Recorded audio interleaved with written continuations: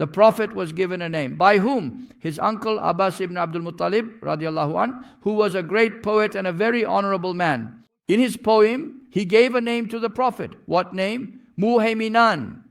Now, whether the name Muhaimin is established for the Prophet or not, he brings a proof from this poem. He gave the name Muhaimin. Where? In these words, meaning in one of his poems, which is somewhat long. There is more before and after it. What did he say? In this poem, he gave this name. What does the Prophet say?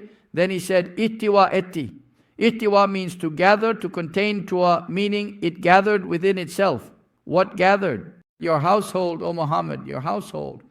What is meant by household here? Lineage and honor. It means your noble clan. A household not of stones and soil, but lineage, genetics, ancestry. Your household, meaning the clan of Muttalib, then Quraysh. That household gathered so much nobility, that household gathered such honor, that Al-Muhaimin, your lineage, is a witness. Here the meaning is witness. Muhaimin also has the meaning, the one who witnesses. What does witness mean? It is established in hadiths that all the ancestors of the Prophet were the best of their time. When the Prophet came, he became a witness over all nations. We sent you as a witness, says the Quran. So he says, I sent the messenger to you so that he may be a witness over you.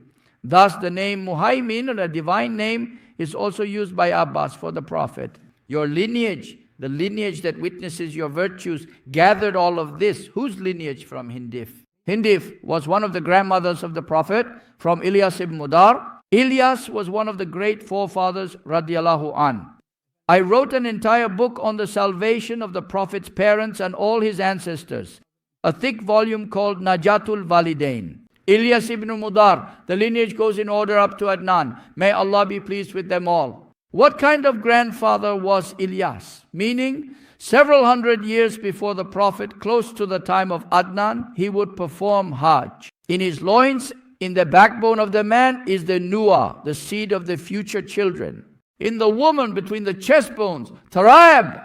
Several hundred years before, when Ilyas would go to Hajj, he would stand at Arafat, and from inside his backbone, the voice of the Prophet would be heard, Labbaik Allahumma Labbaik. Everyone would hear it, though no one yet knew Muhammad Mustafa.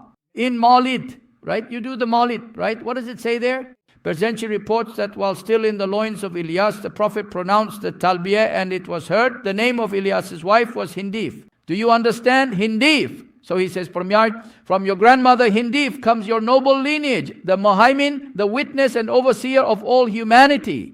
It gathered, meaning collected. What did it collect? Oh, so many excellences, elevations, virtues and merits that your lineage remains above them. Nitak. Although it means belt in language, by metaphor it refers to great mountains. The meaning is the greatest mountains, lofty, towering peaks. Even they remain beneath the virtues contained in your noble lineage. It contains such superior attributes that even the greatest mountains remain below them.